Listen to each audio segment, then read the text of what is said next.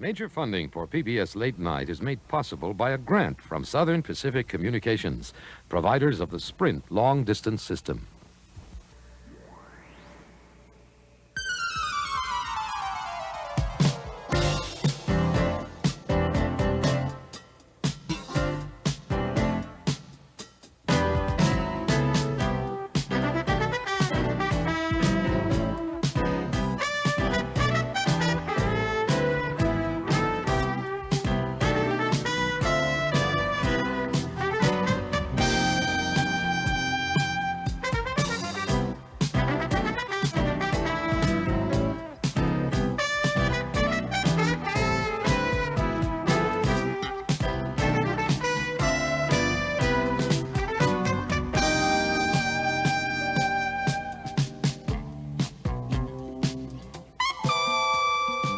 It's Friday, friends. You made it once again. Welcome to PBS Late Night.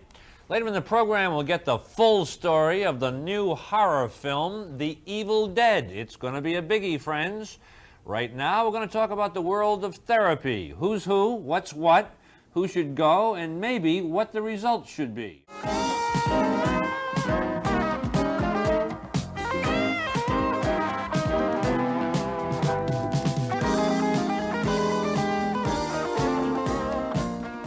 Welcome back, friends, to PBS Late Night. Three young men, they're all friends, now business partners, have teamed up to write, direct, produce, and raise the money for a new hit horror film, The Evil Dead. And friends, it's gonna be a blockbuster. Watch.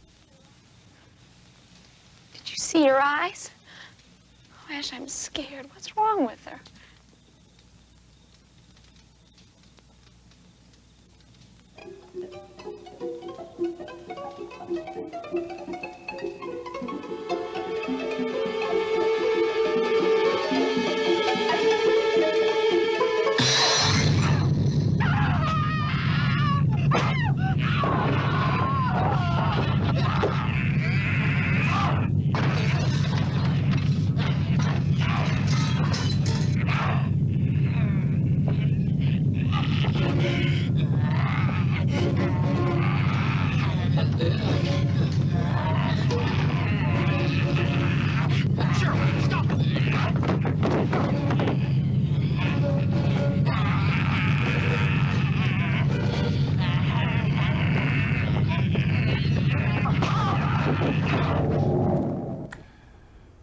Bruce Campbell is our guest. He's the lead actor and associate producer of The Evil Dead.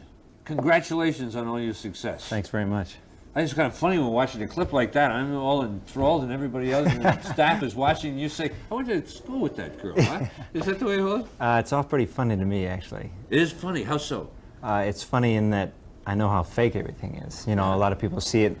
You know, you throw in a sound effect. We used apples and cabbages and things like that to do the sound effects. So when I see it applied to the film, it's funny to me, but people think that something really horrible happened. We use carrots for like crunches and things. Uh-huh. And, you know, a bunch of grown men sitting around in the studio stabbing chickens, and I mean, you know, store chickens. Yeah. And doing anything to get sound effects, and the makeup is... the only thing that looked a little strange were those contact lenses for the zombies once they got possessed. I heard a story today that at one point you had some limbs that were stuffed with some kind of crazy thing, and you had to keep them on ice. How'd that story go? Well, a lot of that stuff, well, the Caro syrup especially had to be kind of preserved. Syrup. Caro syrup. The syrup. Clear Caro syrup with a lot of red food coloring, and you'd mix in a little milk, so that had to be kind of, so it's opaque, so it's realistic. That had to be kind of kept on ice because that kind of soured after a while. But some of the other things are mostly latex, so those things held up pretty well. Did you ever dream that anything like this was going to happen? I mean, really, I mean, this is going to make an incredible amount of money. It's going to be seen by an awful lot of people.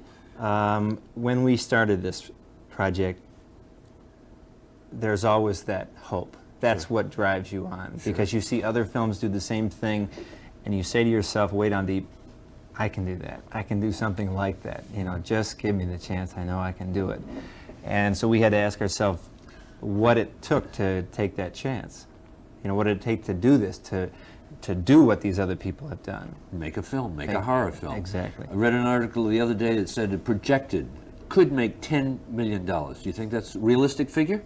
I guess it's as realistic as anything in the entertainment business because the sky is basically the limit.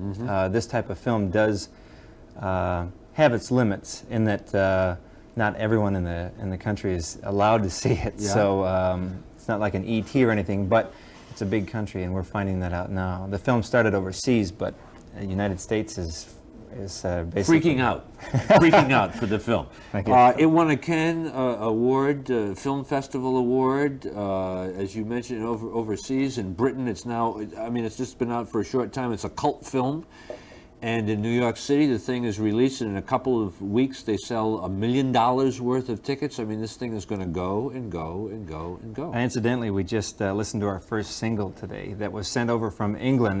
It's called One More Half Hour Before Sunrise, and it's about being locked in a cabin. It's some English group did it, and they did it with, they have a picture of a horrible monster on the cover. It's kind of dedicated to Evil Dead. Oh, I see. So they saw the thing and they... And said, hey, let's do a record, why not? So we have our my- first single that's, I don't know if it's hit the charts yet, but I we'll don't see. know. Let me ask the folks at home to jump into our conversation. We talk about horror films, and in particular, The Evil Dead. Bruce Campbell is our guest. He's the associate producer and the leading actor in the film. 313 in Detroit, 872-4040. If you want to ask about effects and horror films and things like that, I'm sure Bruce will know. But also, really important in the spot, are three young filmmakers who kind of have been working on a project for a long, long time. They believed in it. They made a go, and boy, did they make a go of it. The three of you, tell us the other guys' names and basically how you come together as a little threesome. Okay, Sam Raimi, who's the writer and director. I've known Sam since high school, second year of high school. We met in a drama class. I saw Sam in junior high. He was sitting on the floor dressed like Sherlock Holmes playing with some strange doll. So Sam made an early impression, but I never got to know him. Okay. We did meet in high school. Robert Tappert, who produced the picture. Sam and Rob met at school in a Shakespeare class at Michigan State University.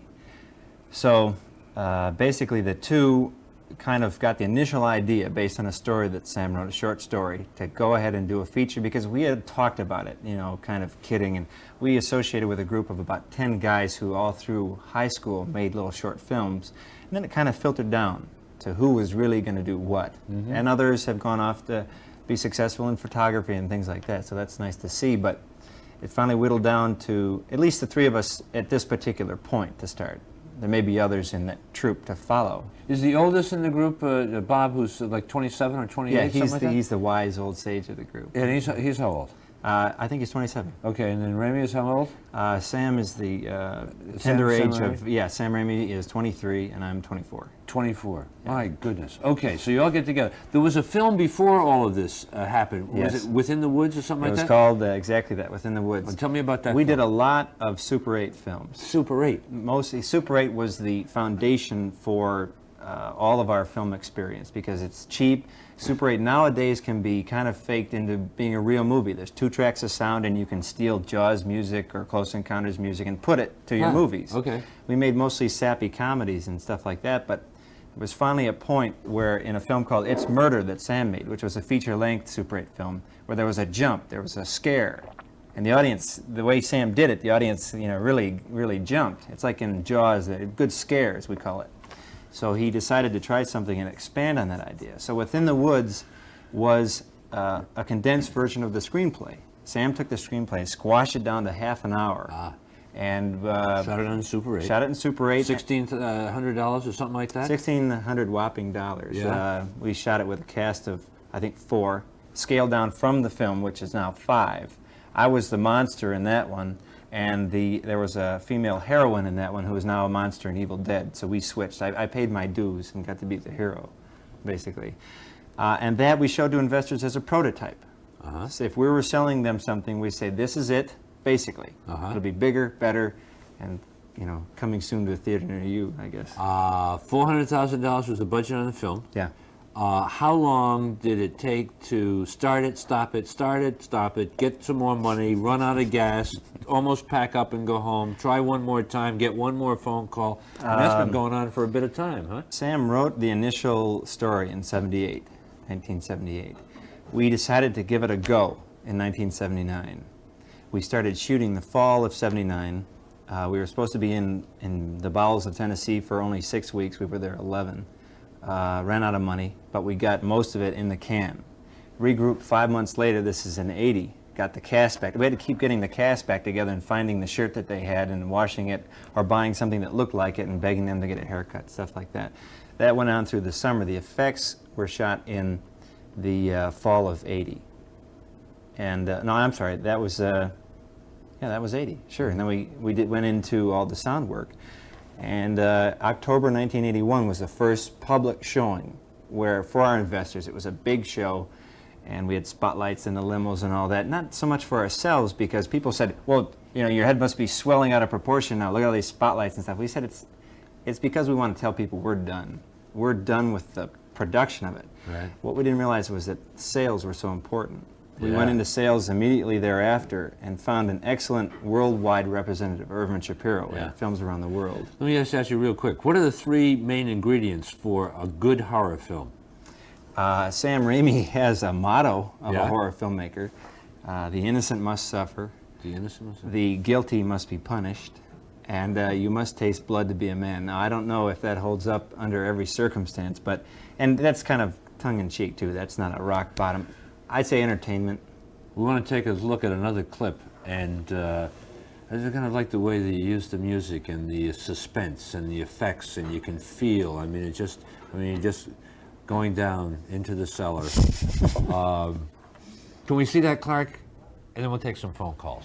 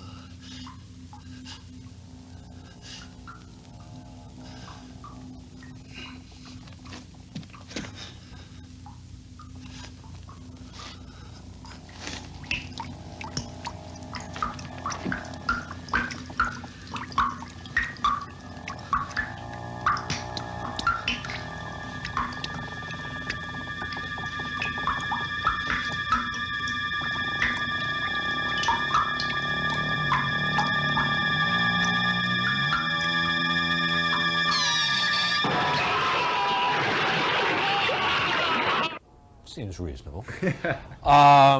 In a sentence, because we want to go to the phones. Okay. I was remiss, but I'm so excited about you guys getting this project off the ground and doing it. Tell the folks in a sentence what the plot is. 5 college students unwittingly resurrect ancient demon forces, and they pay miserably for it. Indeed they do. Hi there, you're on PBS Late Night? Yes, this is Pat in Memphis. Go ahead, Pat. Dennis, you said a few minutes ago that this film will undoubtedly make a lot of money. I'd like to know why horror films such as this seem to do so well in the box office when there's no socially redeeming quality, and they just glorify violence. And most of these films are viewed by teenagers. Okay. I think I have a fairly good answer for that. Some films do glorify violence. This particular film, the violence, mainly the evil creatures are the ones who the violence is done to. It's mainly in self-defense. Basically, the violence is considered quite horrible. All the characters who are witnessing violence are quite appalled to it. But that really isn't the main issue. It's not a matter of discussing violence and us saying that we had to have a certain amount of violence in the film. It's an element of horror, and we didn't dwell on that 100%. But basically, as far as that's concerned, I think it's a thrill. People go to the theater to see something that they wouldn't normally see, like E.T. They see an extraterrestrial. They've never seen them before. It's the same thing. They see a star athlete who can run 100 miles a minute, that sort of thing. It's a thrill. It's a release, and it's an escape, too, I think. Hi there, you're on PBS Late Night? Hello, Dennis. This is Gary, and I'm calling from Grand Rapids. Go ahead, Gary. And I wanted to say that there was an article in Twilight Zone magazine by Stephen King on this film about, 5 months ago. And he said the film, they were having trouble getting an American distributor. And I wondered if that article helped them to get a distributor for the film. Oh. It didn't hurt, basically. Stephen King's endorsement of the film, I think, made initially a lot of critics take a second look, because horror films are really on the totem pole of pictures, and their quality are like about an inch below the bottom as far as critics. Some critics won't even look at them. Others will intentionally really kind of give them a going over. Stephen King helped throw a blanket over it, saying that this film is what it is, but it's also a little bit more too. And at that point, it helped exposure-wise too, and we ran out and made a lot of copies of that, and we sent it around to people who weren't really fascinated by the film initially, but they did take it a second look, so it helped. Stephen King in his article said, "This is the most ferociously original horror film of the year." That was his quote. How many different investors did you have altogether in the end? We had a total of about 17 different investors. 17? Yeah. Was it the doctors and the lawyers and all that kind of stuff? Basically, yes. Yeah? Just professional people who were looking forward. A tax write-off. That's the way they do it sometimes, don't they? And they hope it comes home. Right. Hi there, you're on PBS Late Night? Yes, this is Spencer Curry from Topeka, Kansas. Go ahead, Spence. And I wanted to say that I think Repulsion is probably the best and scariest horror film I've ever seen. In fact, the best one ever made. I'd like to, find out your speaker's opinion. Okay. On Repulsion? Mm-hmm. I never saw it. I never saw the picture, unfortunately. I am actually not a real avid horror fan myself. I've seen another Repulsion. I'm not sure who did that, but unfortunately, I can't comment on that. Okay, we'll tuck that one away. You're an actor. You've done a lot of work, theaters and a We little bit try. of film. Huh? No, you do more now. Hi there. You're on PBS Late Night. Hello, Hi there. my name's Chip. I'm calling from East Lansing, Hi, Chip. and I was wondering, is it the rumor true that you changed the title of the film from Book of the Dead to Evil Dead? The rumor is absolutely true. Our foreign sales agent recommended it for a couple of reasons. Mainly, it was changed from Book of the Dead, which the film is based on, the Sumerian Book of the Dead, to Evil Dead, because it happened to translate into foreign languages much easier. And because the film started out overseas, we thought it was a good idea to get a good headway into that whole market. So that was the main reason for it, actually. A little more concise, too. Might it be offensive to some audience, the Book of the Dead? Oh, which is now Evil Dead, the actual film? No, the title. That Oh, other the title? No. No? There was also a question of whether it would be a deterrent, in that book sounds kind of literary, possibly. Oh, my God, they might have to read for 90 minutes. They have to go that far, huh? Hi there, you're on PBS Late Night? Hi, my name is Lorna from Oak Park, Michigan. Go ahead. And I just wanted to tell Bruce that I just saw it today. We just got back from seeing it. And I've been to see every scary movie there is, and this was the first one that I couldn't even watch. It was great. What a review. You couldn't even watch it, but it was great. Well, that's fine. I'm glad you made it through the whole show. Were there people in the audience?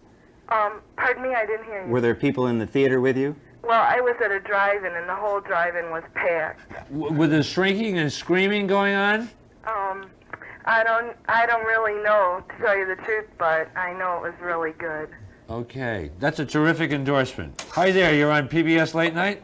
Hello. Hello? I want to know if this movie's anything like Night of the Living Dead. Is it like Night of the Living Dead? It is, in the sense that there are zombies, and that they're basically unstoppable, and you've got several rules that you have to do in order to stop them. In Night of the Living Dead, I think you had to shoot him in the head or something like that. We have to dismember through the act of bodily dismemberment. Yes, so that dismemberment plays a large role in Very this important. picture gang. Very important, yes. Very, very important. How much time we get left? About a minute 30. About a minute 30. I want to say one thing. Joe LaDuca, who is ours. I mean, That's right. He's Joe your wrote boy. our music and got an award, Emmy, last week. Said that on Wednesday night. He writes your music, huh? He did. He did a real nice job. And as a matter of fact, Joe being a jazz musician, you might not think that that has any bearing on a horror film, but it just goes to show that Joe is really versatile. And that I think that gives a lot of... it made us open our eyes to musicians in general, because maybe they do know how to do these other things. We're proud of him. What's that all about at the end of a week? Lord, Excuse me, I'm sorry, gang. I shouldn't Sounds do like that. The Evil Dead. It is The Evil Dead. That's what it is. Congratulations to all three of you. Thank you, Bruce, for being with us tonight. Thank you very much.